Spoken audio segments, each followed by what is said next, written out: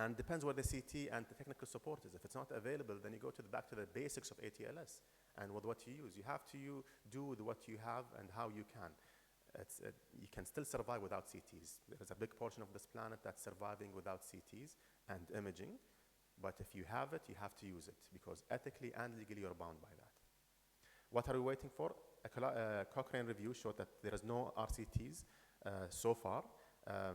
They're only reviews, meta-analyses, and based on that, it's not about to say which is better in reducing deaths, whole body CT as initial assessment or selective. What are we waiting for? We're waiting for this, the randomized study for early assessment by CT scanning in trauma patients.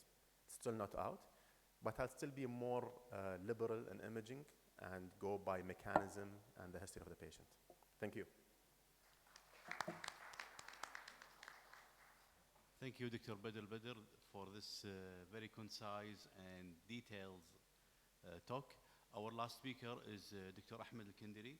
He's a consultant urology in Faculty of Medicine, and he's a graduate from the Canada with the Canadian Board of Surgery, and he had interest fellowship in endourology, fellowship in Long Island from New York, as well as laparoscopic surgery. And he's welcome to give us his talk. Thank you very much, Dr. Aad, Dr. Ali, and Dr. Jassim.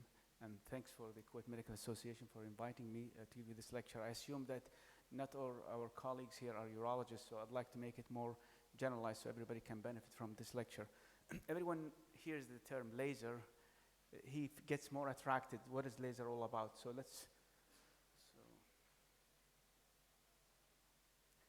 I mean, just a brief thing too. So if anybody asks you what is laser, it's an abbreviation for light amplification by stimulated emission of radiation.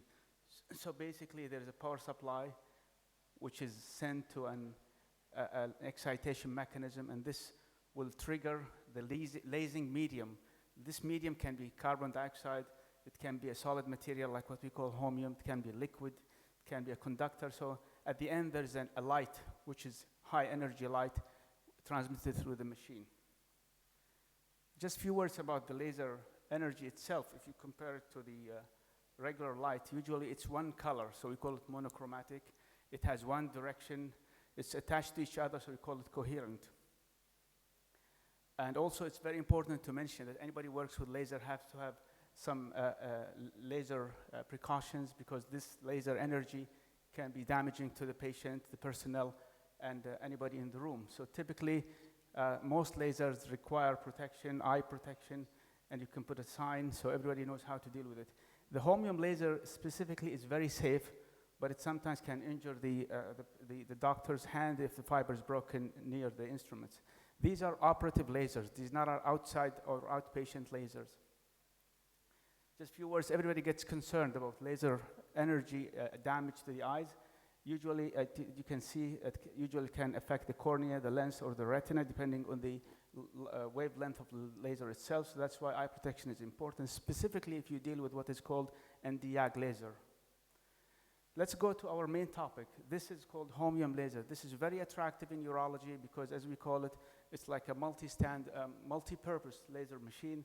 So it has a wavelength. You don't need to remember the details, just you remember that it's a very superficial penetrating laser, and also it's absorbed by water, so it can work in any environment.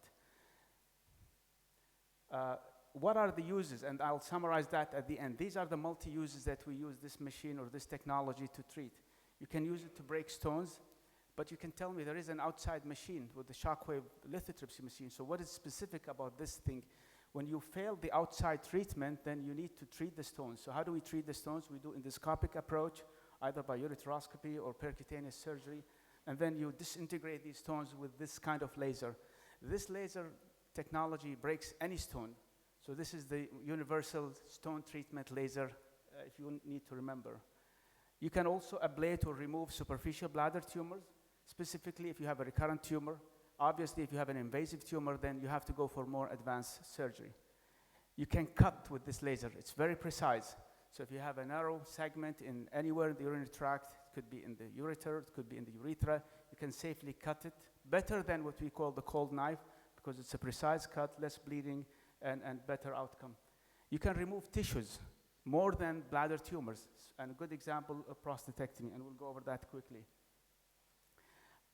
Just to remember the title, don't worry about the details. This is how we manage stones in the kidney if they fail the outside treatment with shock wave. We use a flexible laser, a flexible scope to go up to the kidney, and then we use the laser. So this is an example to show you. So you have a patient who had like 1 centimeter left kidney stone. This patient failed shockwave lithotripsy, the outside machine. So what do you tell the patient? You don't tell them, I'll cut your kidney open and expose them to pyelolithotomy. You can do a very simple daytime procedure, go from the ureter all the way up to the kidney, fragment the stone, and the procedure is done. So it has minimal morbidity. And this is specifically attractive if you have the following indications. If you have an obese patient, they cannot sit on the shockwave table. The penetration of this energy cannot reach the stone because he's too obese.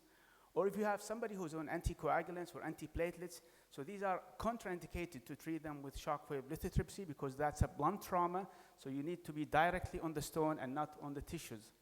If you have somebody who has failed shockwave, there is no reason to expose them to another shockwave treatment. And at the end, if you have an abnormal anatomy, including strictures, infundibular strictures, or stricture in the pelvis, then you have to access that area before you expose him to shockwave lithotripsy. I don't know what happened, but this is the stone. So what's this?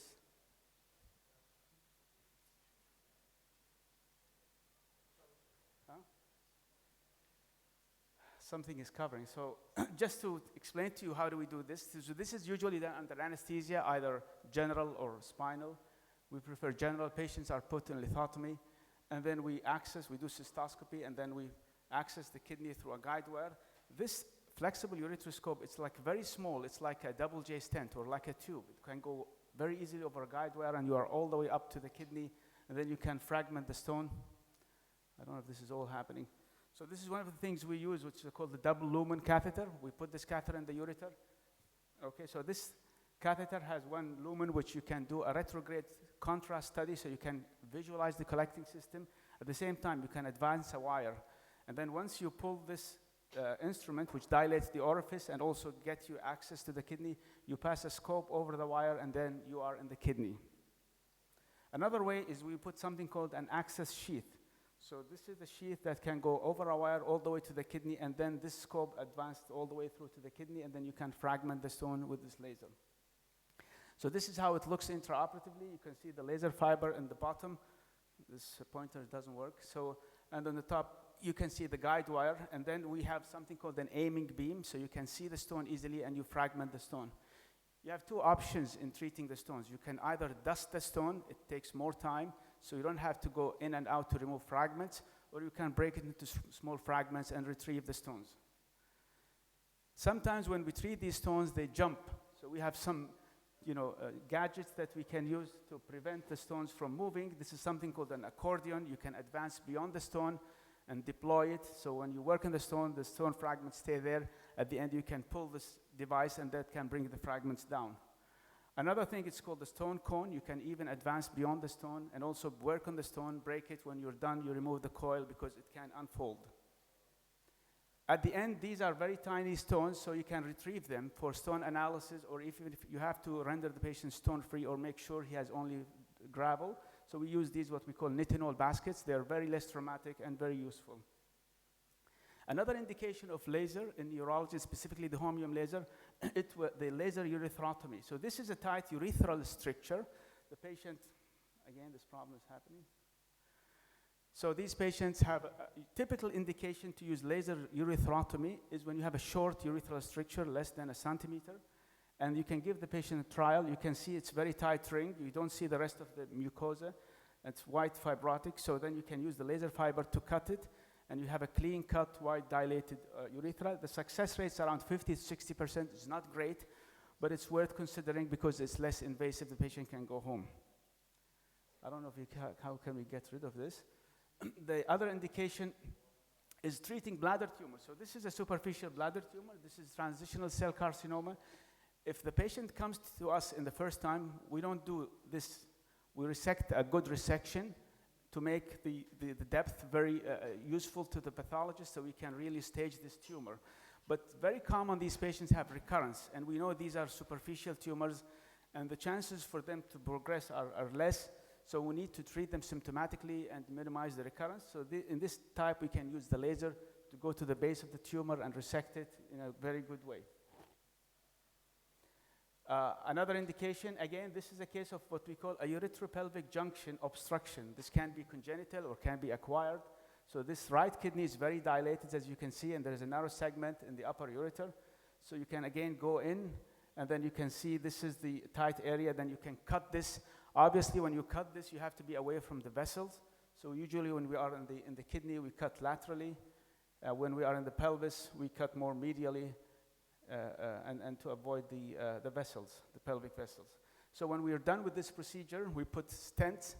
Recently, we've published a paper where we looked into, with our colleagues in Egypt, we put two stents in these strictures, and the outcome of two stents actually is better than one stent in these cases. Now let's go to the final talk about laser indications, is the HOLOB. The HOLOB stands for Holmium Laser Enucleation of the Prostate.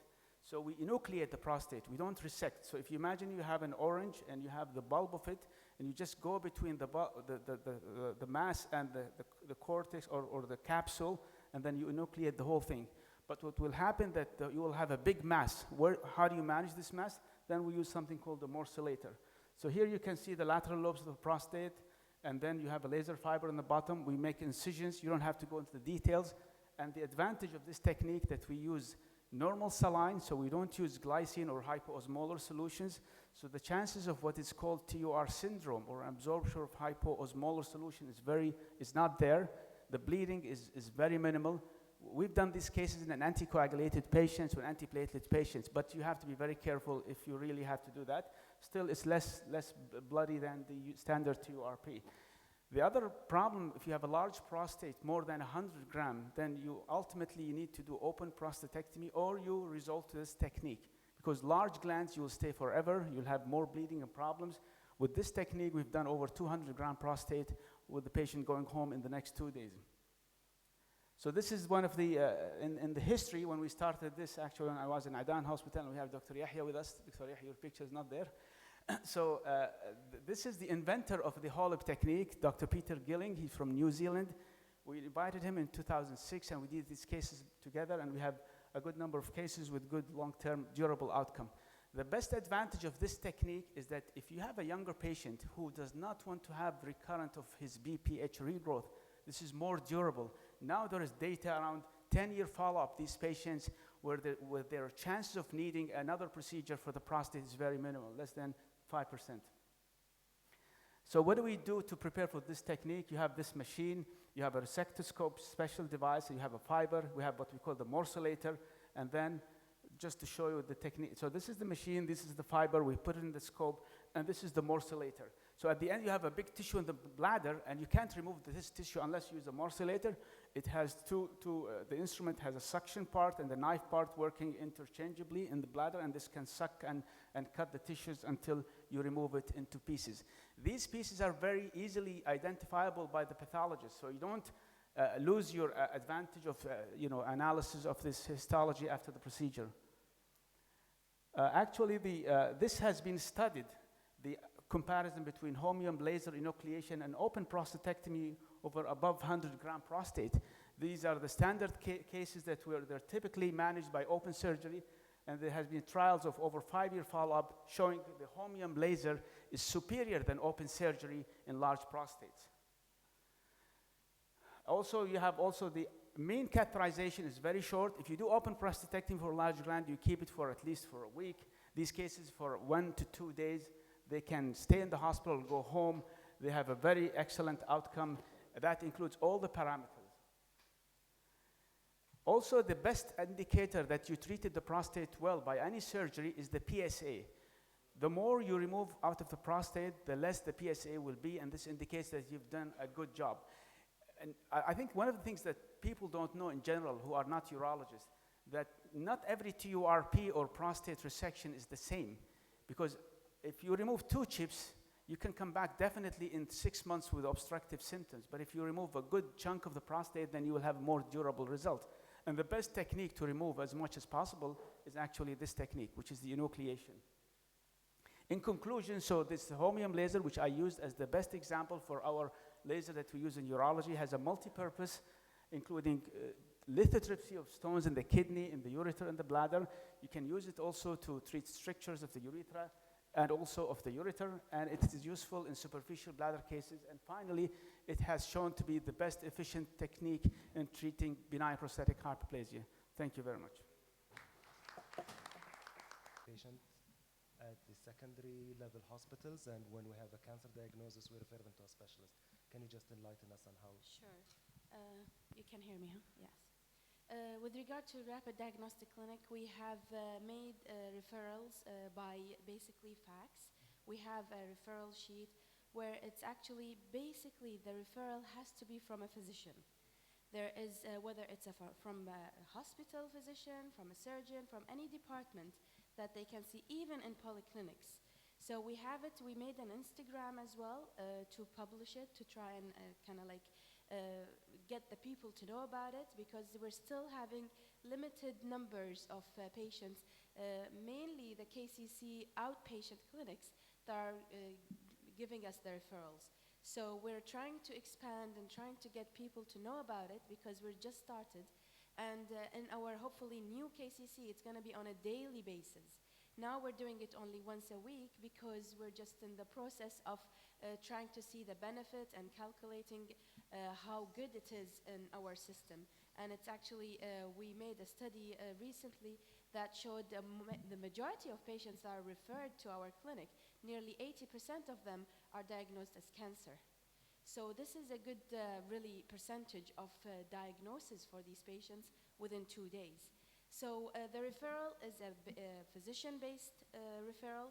There are phone lines, Instagrams, emails. There's an email to the clinic that you can email basically the nurse, and also fax by a referral by faxes. So all these we're trying to get people to know. I went to Mubarak Hospital one time and gave them actually a lecture about it, but it was in internal medicine, not in the surgical department. But I'm hoping that people know about it. When you know about it, then you can actually get to refer patients more. Go ahead, Doctor.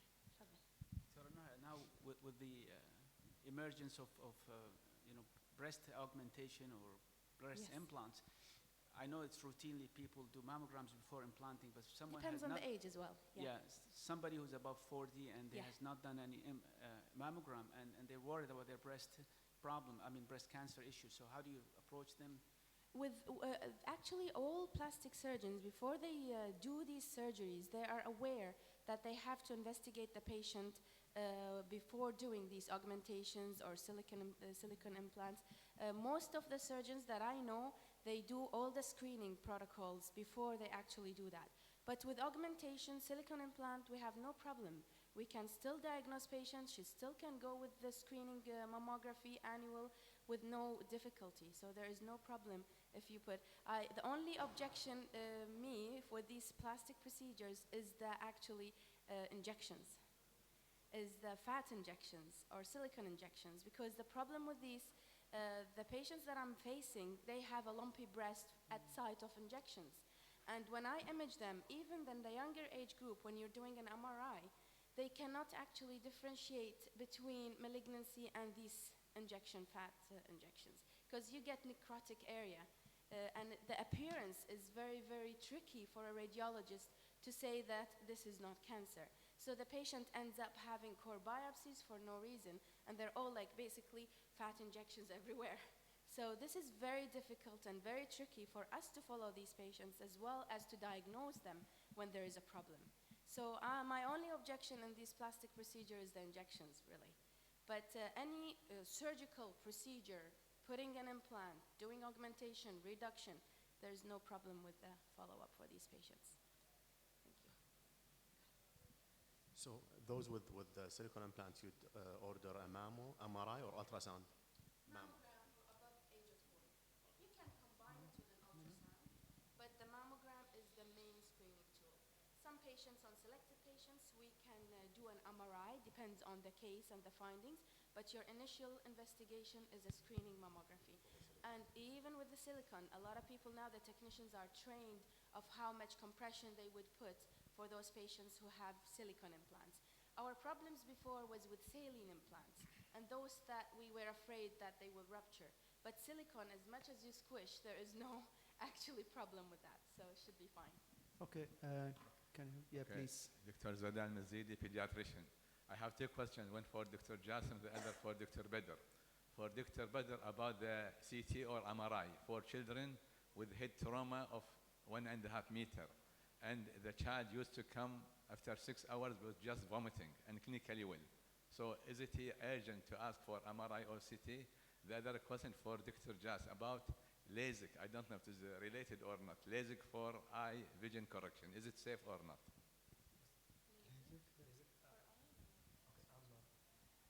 I'm a colorectal surgeon. Dr. Jassim Al-Abbad, he's a colorectal surgery, not ophthalmology. So for, I mean, we're going to have to follow up the PICARN criteria for imaging, and it's focused on CT, not MRI. Whether or not which is more sensitive, I don't think when they do these studies, they look into cost effect, feasibility, and patient safety. So I think it's going to be, if we're going to choose between CT and MRI, it's going to be a CT because that's what the recommendation is. And for trauma, generally speaking, CT is the way to go because it's faster. And because worldwide, there is always a problem with having a 24-hour a day, 7 days a week of MRI technical support. So it's always going to be a CT if the decision to make CT. When do you do a CT? You follow up the PICARN criteria. So if you have agitation, decreased level of consciousness, mechanism is high, and there is vomiting, then I'd rather do the CT because if the CT is negative, me and the family will sleep much more comfortable. Some would argue and say, no, they'd rather observe because of the CT. Well, so far the recommendations and the evidence says that the chances of malignancies, first of all, the chances of malignancy and the studies are all estimated. They are not prospective studies. And many of the estimations were based on measurements of what the CT provides in terms of radiation exposure, and they compared it to the same population and how much they were exposed in Chernobyl, Nagasaki. That's the most of the studies. Other studies were done on dummies. So there are actually prospective follow-up. There might be here and there that I don't know of, but generally speaking, most of them are estimates as per the guidelines. And the estimates are, if you're less than 2 years, the chances are 1 in 1,000, 1 in 1,500. If the CT is done after 10 years, it becomes 1 in 5,000.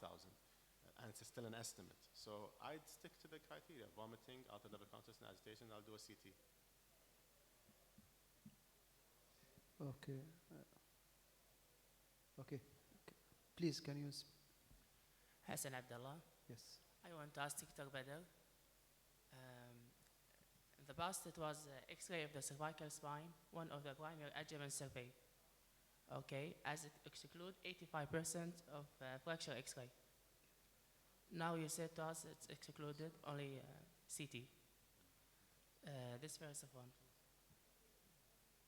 So the X-ray, it can exclude 85%. Why cannot use it, especially the patient will go for the X-ray of the chest, X-ray of the pelvis? Okay, so just in the trauma room, when you do a chest X-ray, so in traumas, when the patient comes to you in the trauma room, the idea is to do the X-ray, pelvis, and chest in the trauma room. The C-spine is never done in the trauma room. It's usually you take the patient to the ER, the ER radiology, because he has to be in certain views, okay? And the reason for doing chest X-ray and pelvic X-ray in the trauma room is because you don't want to go somewhere else and the patient has a hemo or pneumothorax or free air or an open pelvic fracture, and on your way to the ward or the CT, he ends up crashing. So you do that to go to the next step. That's called an adjunct, the primary survey adjunct, right? The C-spine is an investigation of secondary surveys. And as I said, it all depends on where you are. The X-ray is not taboo if you're in a system that doesn't have the availability of CT, or where you don't have. There are community hospitals in many places around the world where the radiology tech for the CT is not around. He's 1 hour away.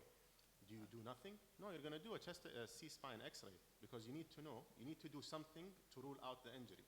Okay. But according by guidelines, you don't need to if he has no distracting injuries. You Okay. don't need to if he's conscious oriented, and you don't need to if he has no pain or neurodeficit. You can just clear the C-spine if he can move and he has no tenderness. Okay. But C-spines, by evidence, C-spine X-rays have been shown to miss about 30 to 40%. That's why 30. the guidelines say you do a CT C-spine. Okay, Doctor. Regarding the maternity, you said CT. Okay, it's better. But what about the X-ray scintigraphy? Excuse me? X-ray scintigraphy. If the patient is stable, we can do X-ray scintigraphy or not? X-ray with contrast. I think fluoro is a bit more than CT. I can't remember the table, but fluoro is more. Okay. It's in millirods, and it's more. It's more. You need the guidelines say try to avoid more than 5 rads. Okay. And the table CT head, chest, and abdomen all amount to 3.3, 3.5 rads. So it's still less than 5. Fluoro and angio are a bit more because you're on there for a longer time, right? So this is the situation. Thank you, Dr. Badal. Okay, so Doctor- sorry, because of the time, so we stop now because of the time. Thank you very much for the speaker. We'll have a break from 10:30 to 10:50. So we need you to be here at 10:50, please. Thank you very much for listening. Thank you very much. The beta 2 agonist, they are unresponsive because the airway inflammation is going on, and you are only given a temporary measure.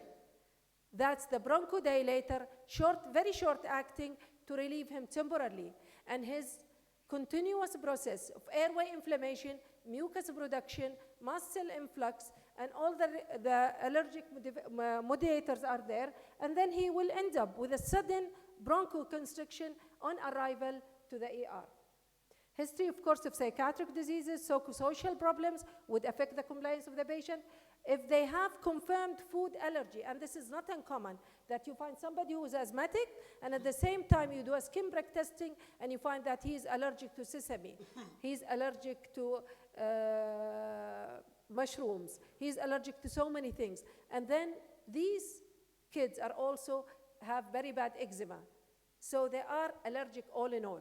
And these patients are high-risk patients. So all these that I've mentioned in this slide and the previous slide should have a red flag there for the pediatrician.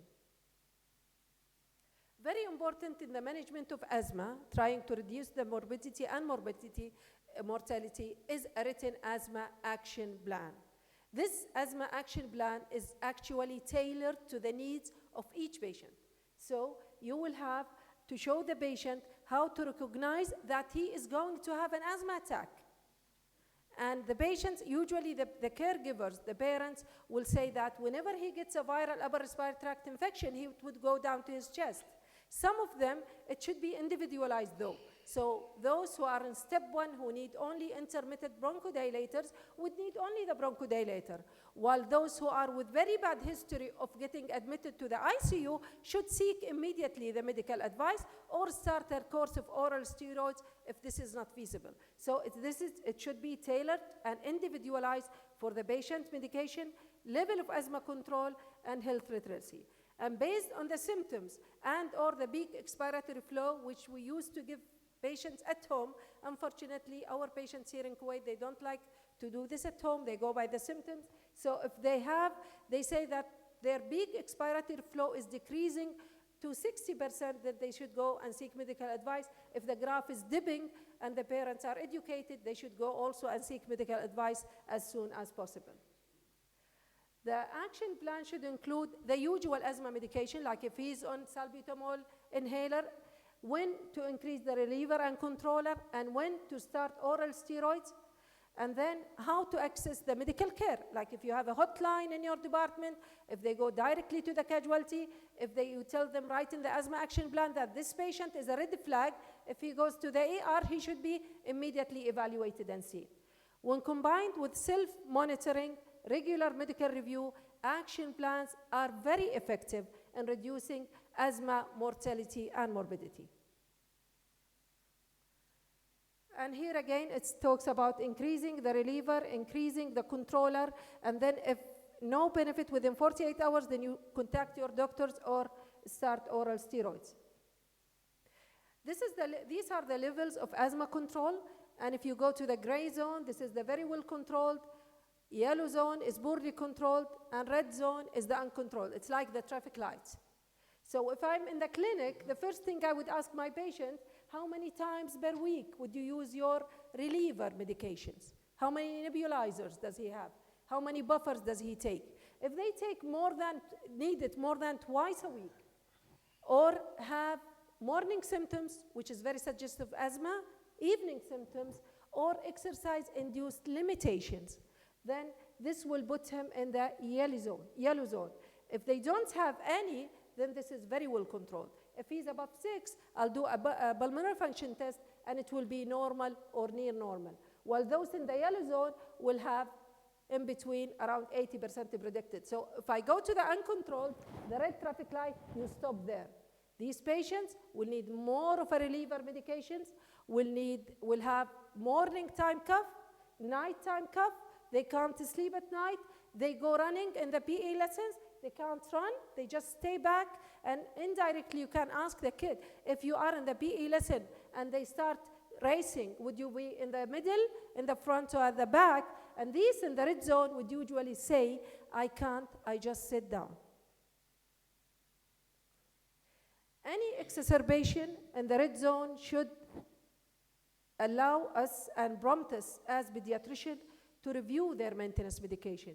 You should go and check if the patient, A, is compliant, B, the technique is fine and correct, and C, if the mother is handling his acute asthma exacerbations correctly. And finally, but not least, revise your diagnosis. We don't have a lot of cystic fibrosis and immotile cilia syndrome, though we have some, but still, if you have somebody who's not responding, please go ahead and do a sweat test. Evaluate their immune function. Look at their bowel habits. And it's not uncommon that we find asthmatics in our clinics with a sweat chloride of 70. And they were never looked at as cystic fibrosis. And these tests need to be repeated, combined with genetic testing to look at the visibility of the underlying diagnosis, whether we are in the right tract or we are in the wrong tract. Now, again, to asthma mortality, using a lot of long-acting beta-2 agonists, which puts the LABA in the LABA black box. I'm sure most of you heard about it.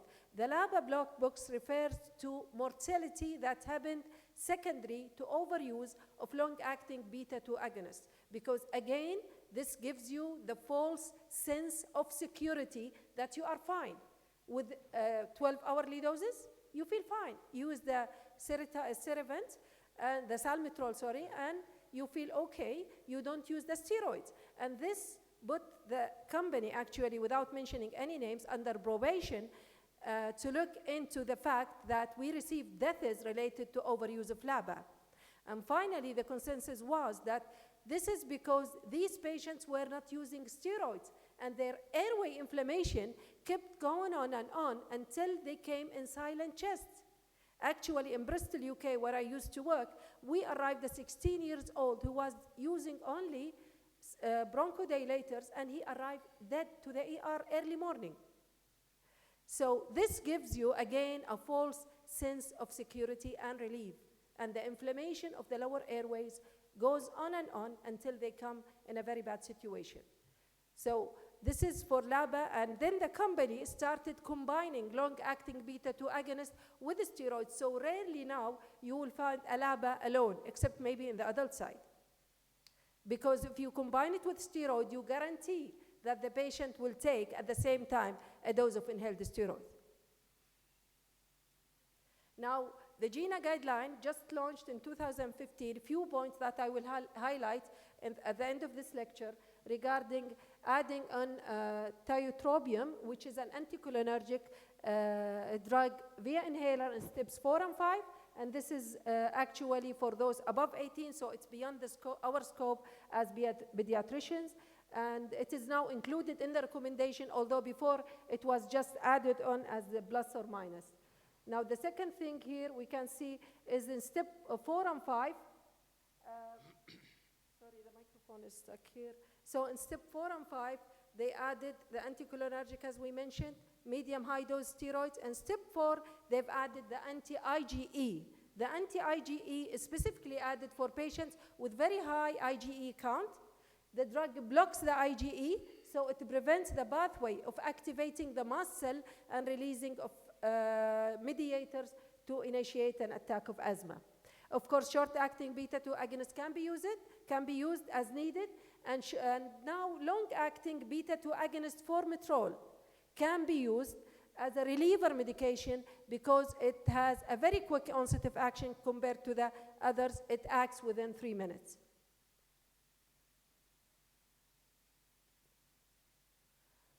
In mild or moderate exacerbation, dry powder inhalers, I think this is very important, are as effective as buffer and spacer for delivery of short-acting beta-2 agonists. However, they did not mention the very acute asthma attack. So our patients are usually used to nebulizers, but recently, for the last 10 years, the community here in Kuwait has been accepting the idea of buffers, spacers, and dry powder inhalers. Note that the studies did not include patients with acute severe asthma. In life-threatening or severe acute asthma in the primary care, you arrange for transfer, but you throw everything to the patient before transferring him. So you give oxygen, corticosteroids, repeated doses of short-acting beta-2 agonist.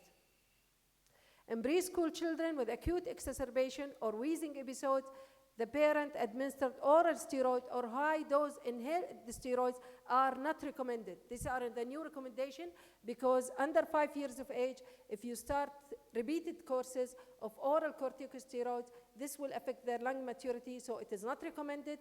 Revise your diagnosis, check your technique, check your home situation. Respiratory infection and wheezing also in this age group is very high, and there is a substantial concern about the risk of systemic side effects.